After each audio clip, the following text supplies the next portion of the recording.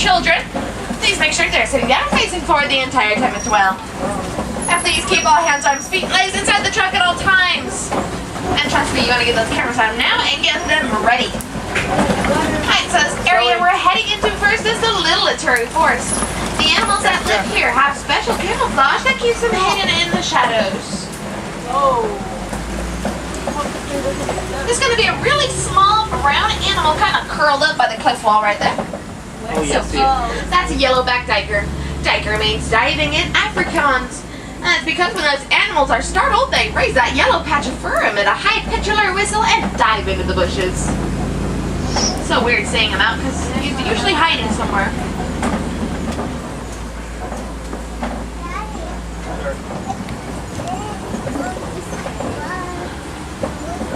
Over towards the left is a watering hole used by many animals, including black rhinos. Now, black rhinos have been hunted almost to extinction over their horns, which are made of keratin. Keratin is also a substance that makes apart hairs and nails.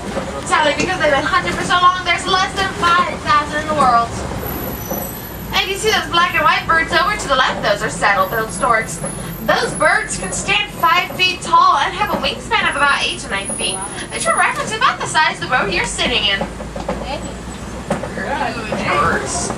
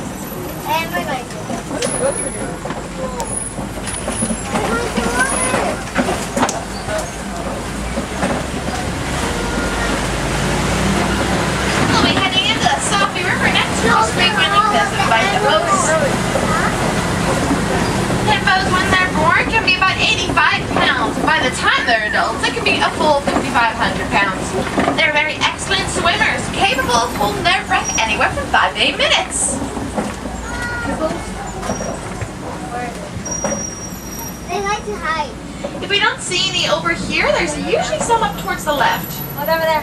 You can see them? Yes. Oh, yeah. Alright, I need you guys to sit down, please. Ooh, sorry. Like I said, if you haven't seen them over here, there's some usually up towards the left. Hippos will actually walk along the bottom of the river if they can reach it. Looks like there's one actually out of the water eating up there. We'll get a closer view. And these grayish birds over towards the left are pink-backed pelicans, and their backs will turn a beautiful shade of pink during mating season. I mean, if you notice that black bird on the very end of that piece of wood, that's a white-breasted cormorant. And those birds will actually swim like fish, and that's actually how they get their food. They dive down to the water and pick something up and bring it back up.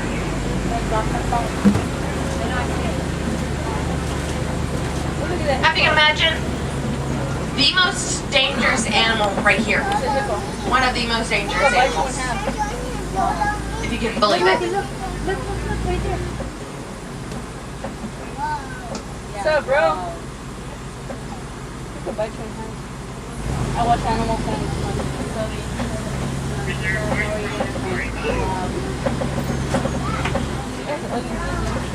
They've actually injured more people than sharks have. That's how dangerous they are. Probably because people don't think that they're so dangerous, and then they go get in the water with them, and they're not so nice. Looks like we'll be crossing over a bridge. I need everybody to remain seated for me. Oh my goodness, over to the left are Nile crocodiles. Those Nile crocodiles have enough force in their jaw to crush the bones of any prey. They can grow to be about 20 feet long and run 10 miles an hour on land. And when you see them just kind of hanging out with their mouth open, that's a way to let heat escape. It helps them control their body temperature. There's the alligator, Dad.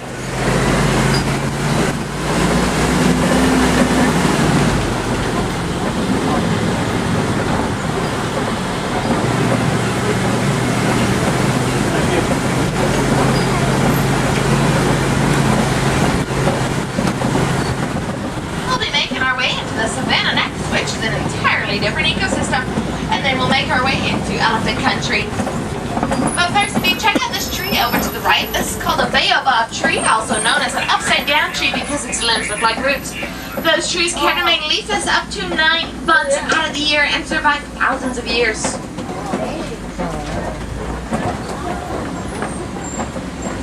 We're coming upon one of my favorite views of the whole reserve, the Serengeti grasslands. Serengeti grasslands stretches for hundreds of miles across East Africa and is a superhighway to millions of migrating animals every year. It's also home to more popular animals including elephants and giraffes. Now this right here is the wild Africa world trying so hard to conserve.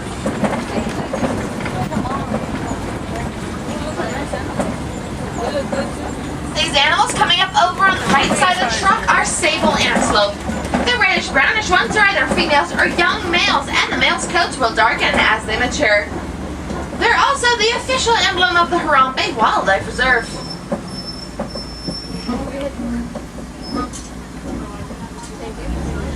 These other animals over towards the right are waterbuck. They are known to emit an oily, greasy solution believed to help in waterproofing because they are found primarily in aquatic environments. It's actually how they avoid predators, going into aquatic environments, and also that solution. That solution makes them very stinky and bad tasting, so predators tend to, keep hands off.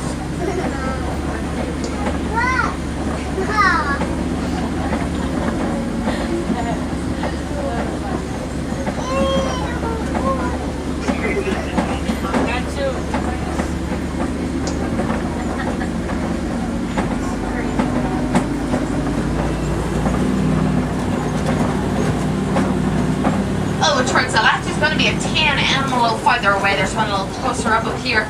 But these are Patterson's eland, and they are the largest antelope. Males can get up to 6 feet tall at the shoulder and weigh up to 2,000 pounds. Females are obviously going to be a little bit smaller. And the other two animals, those are springbok. They get their name from their ability to jump in the air about 10 to 12 feet when they're startled. And those are full-grown adults, so it's about 3 to 4 times their body height. They're so tiny.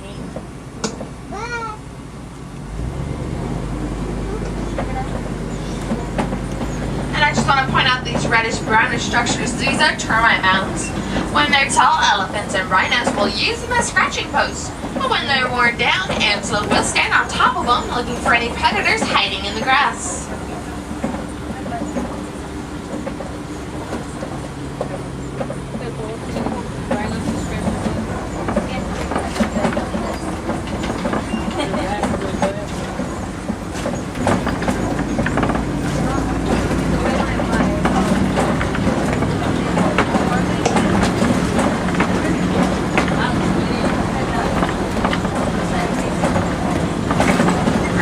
A little closer to singles.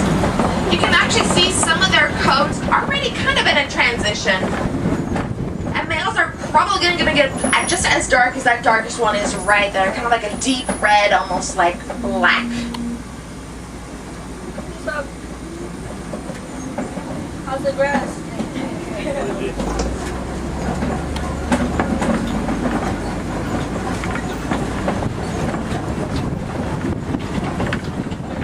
Like we actually have an animal right here to the right. These are wildebeest.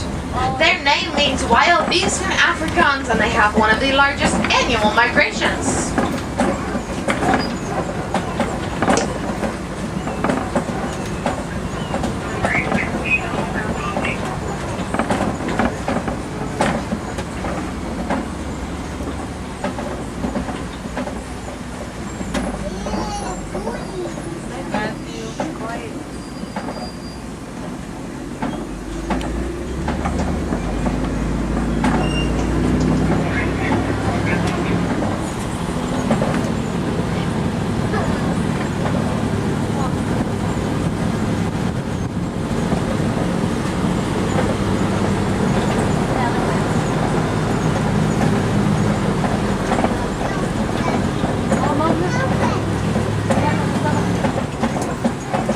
Maybe the giraffes decide to go to bed.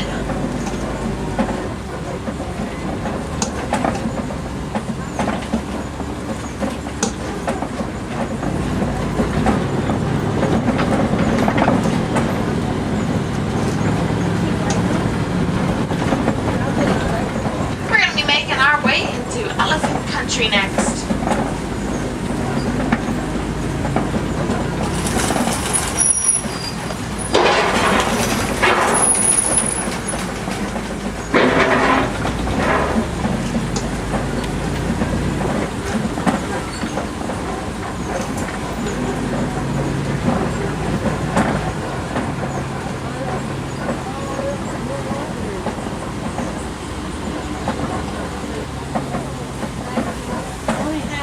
See any elephants over here? I think I may know an area where we could probably see some.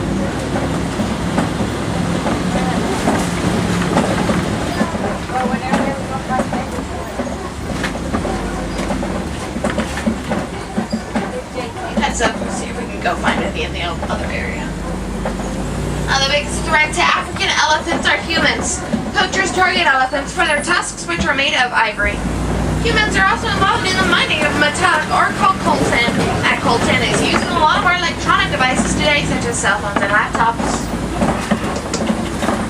It looks like we're going to be crossing over another bridge. I ask everybody to remain seated for me again. Actually, I don't like the sounds of this bridge. I'll just shut it. Hurry and get across it. Okay, everybody still. Make it all the way through. There we go. I actually want to turn with people this time. I don't have a very good track record going on with bringing people back.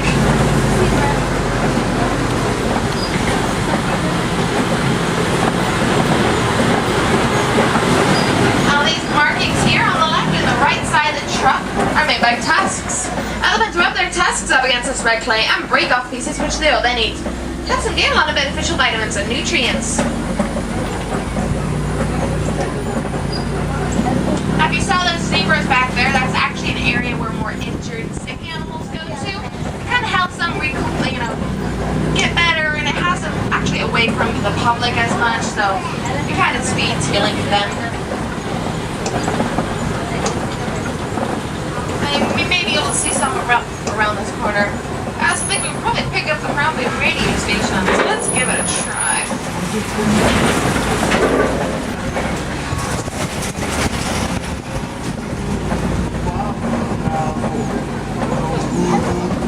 Oh, look at that. Over by the baobab. You may often see elephants waving their ears. That creates air currents to cool the blood vessels on the back of those ears, and it will lower their body temperature up to 15 degrees. You may also see them fling mud or sand on their back. That mud or sand acts as a natural sunblock because elephants are extremely sensitive to the sun.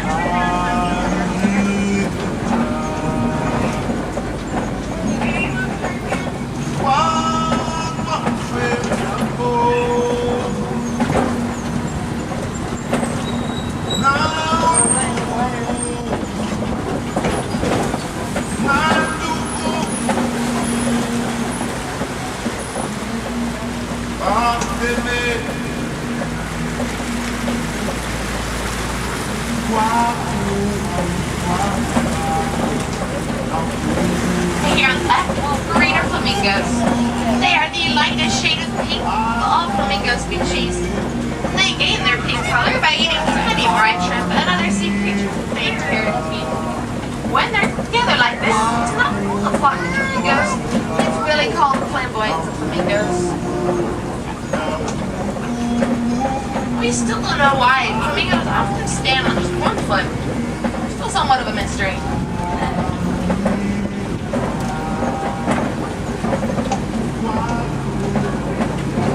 We're going to be making our way onto white rhino territory, and even in Africa's biggest reserves, white rhinos are still being targeted by poachers. Today, those poachers are even well more financed and have even more sophisticated means for hunting these animals. Even though it's an uphill battle, we're doing everything we can to stop those poachers.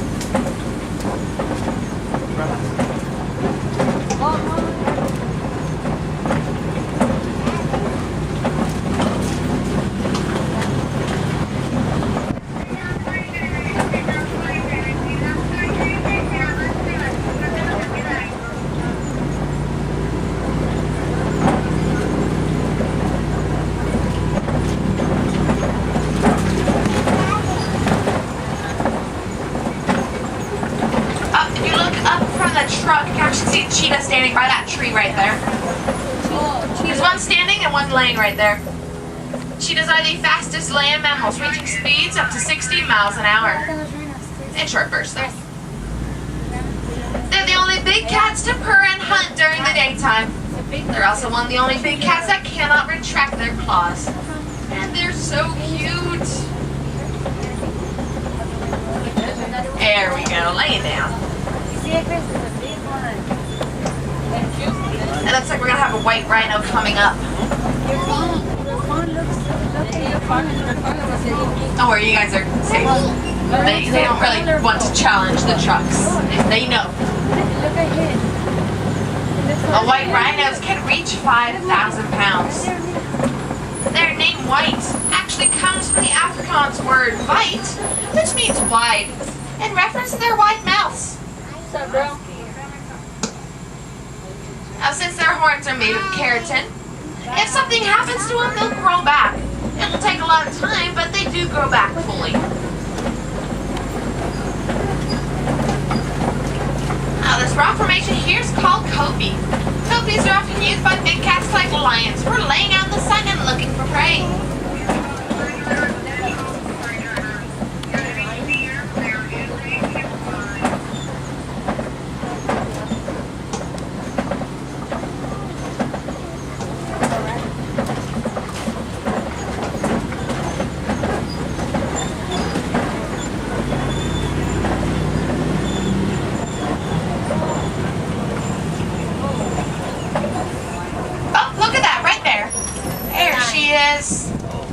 Lions are the largest African carnivores. They're the only big cats that gather in pride to hunt cooperatively where females do most of the hunting. Their roar can actually be heard about 6 miles away, so you often hear them but not even see it. And it looks like she's watching these brown animals right here. These animals are bontabuck. The bontabuck were almost extinct in the 19th century, but today they thrive on reserves just like this one. And really, these animals, you can only find them on reserves anymore. They are that rare.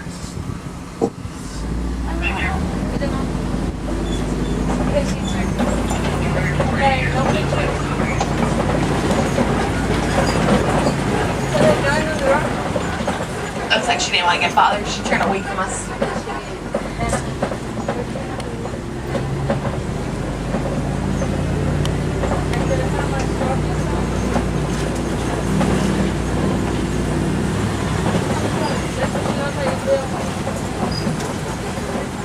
Right here to the left is a warthog. Warthogs are the largest burrowing mammals. They use their feet and snouts to build them, or will use burrows left over from other animals. When they get into those, they'll actually back up so that their tusks are exposed for protection.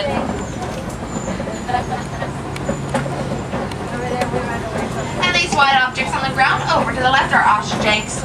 Each one weighs about 3 pounds each and are the largest of the avian species. Trust me, they make a big order of scrambled eggs.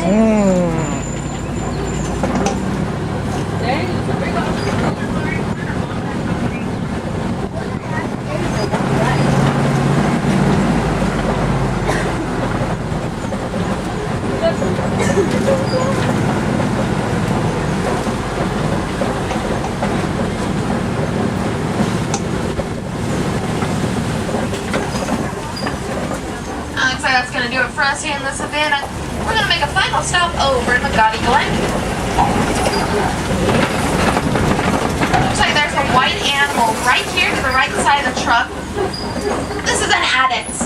There's about 300 left in the wild, but about 1,000 on reserves, just like this one. And these animals have no need for water because they can gain all the moisture they need from the food they eat.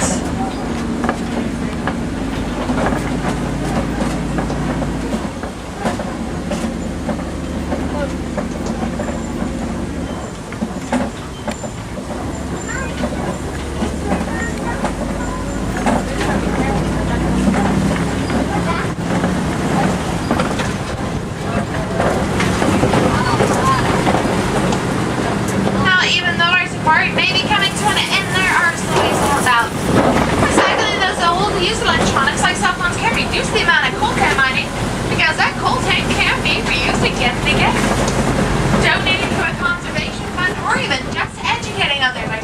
ways that have big impacts. Remember, no matter where you live, you can always find ways to help out the wild animals and their habitats.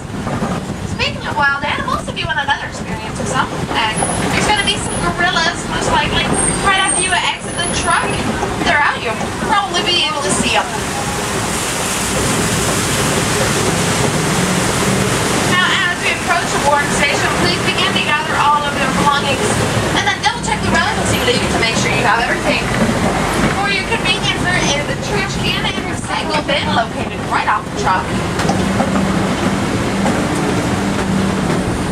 Looks like that workstation closed. We'll go to the next one. Oh, no, there she is.